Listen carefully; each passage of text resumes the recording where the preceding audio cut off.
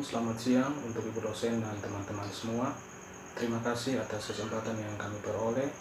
Kami dari kelompok 9, saya Rubisi Lasi, Ibu Sofia Emlai, dan Ibu Yoristi Lete akan mempresentasikan materi kami tentang rekonstruksi paradigma akuntansi menuju akuntansi keperilakuan. Pertama, pendahuluan. Sejak DPR mengesahkan Undang-Undang Nomor 40 Tahun 2007 tentang Perseroan Terbatas atau UU PT pada Juli 2007, isu tanggung jawab sosial dan lingkungan atau TJSL atau lebih populer disebut Corporate Social Responsibility atau CSR menjadi sumber polemik antara kalangan pelaku usaha dengan pemerintah dan DPR. Namun di sisi lain, pemerintah tetap tidak bergeming menghadapi penolakan itu. Pemerintah bersikeras TJSL harus tetap menjadi kewajiban perseroan. Alasannya, perseroan dalam melakukan aktivitas bisnis dan mengeruk keuntungan telah menimbulkan berbagai dampak negatif yang merugikan masyarakat dan lingkungan. Dampak negatif yang merugikan masyarakat dan lingkungan dimaksud adalah kian meningkatnya jumlah penduduk miskin, kerusakan lingkungan, dan bencana alam akibat ulah manusia ditengarai karena dipicu oleh perilaku bisnis yang tidak etis dan tidak ramah sosial dan lingkungan. Yang kedua, akuntansi keperilakuan. Binberg dan Sale 1989 mengklasifikasikan riset akuntansi keperilakuan dalam 5 aliran school, yaitu yang pertama, pengendalian manajemen atau manajemen kontrol. Yang kedua, pemrosesan informasi akuntansi atau accounting information processing. Yang ketiga, desain sistem informasi atau informasi sistem desain.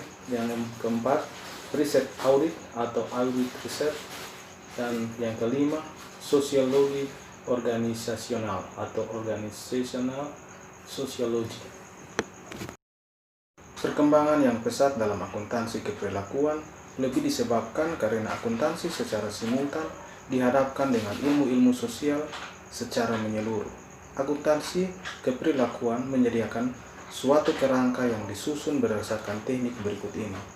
Yang pertama, untuk memahami dan mengukur dampak proses bisnis terhadap orang-orang dan kinerja perusahaan.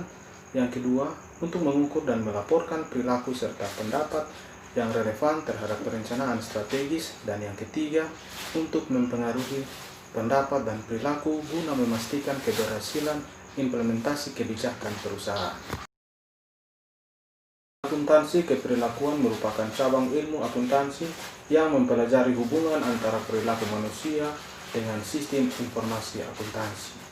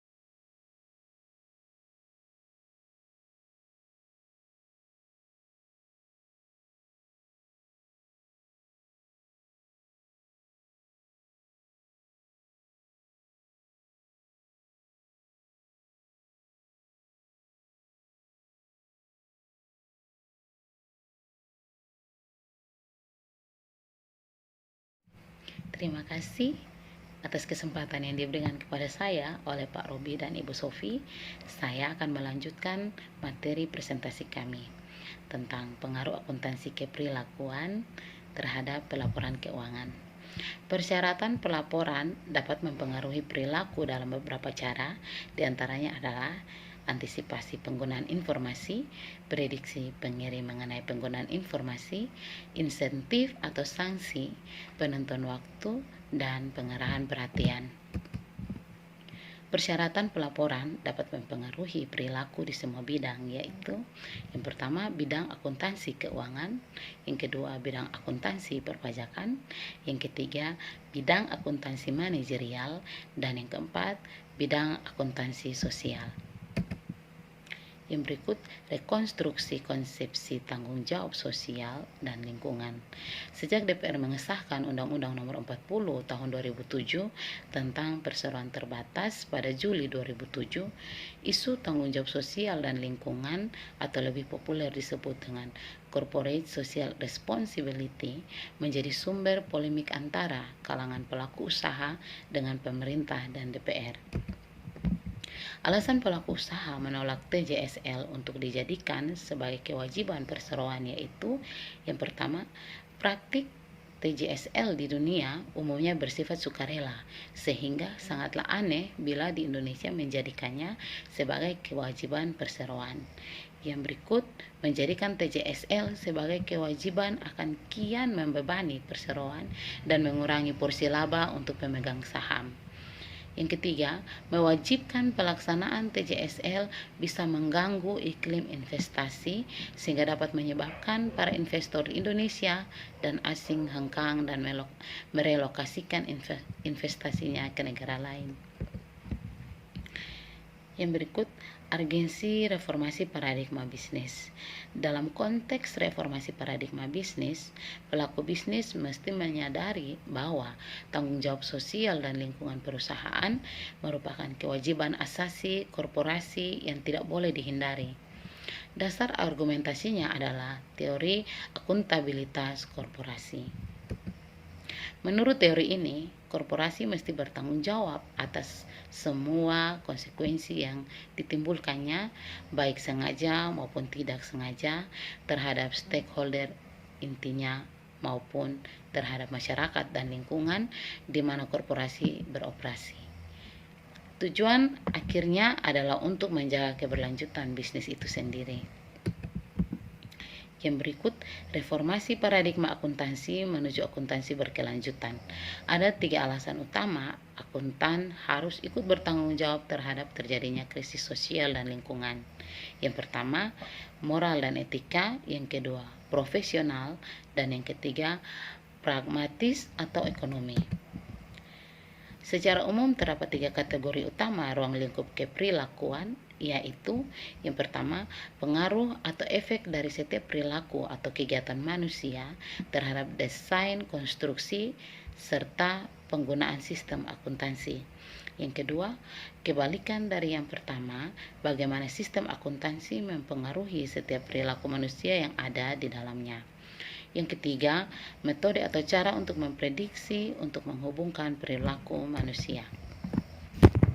Penggunaan konsep akuntansi lingkungan bagi perusahaan adalah kemampuan untuk meminimalisasi persoalan lingkungan yang dihadapi.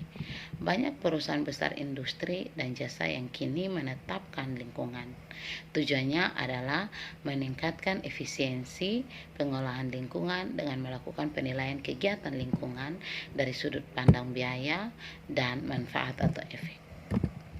Oleh sebab itu, untuk melakukan reformasi atau perubahan-perubahan baik dalam bidang sosial maupun lingkungan harus dilakukan secara bertahap dengan kesadaran yang ada agar ilmu yang ada dalam akuntansi dapat diterapkan dan segala keputusan yang diambil untuk mengatasi masalah-masalah yang terjadi dapat diambil dengan benar dan tepat sasaran. Sekian dan terima kasih. Demikian presentasi kami.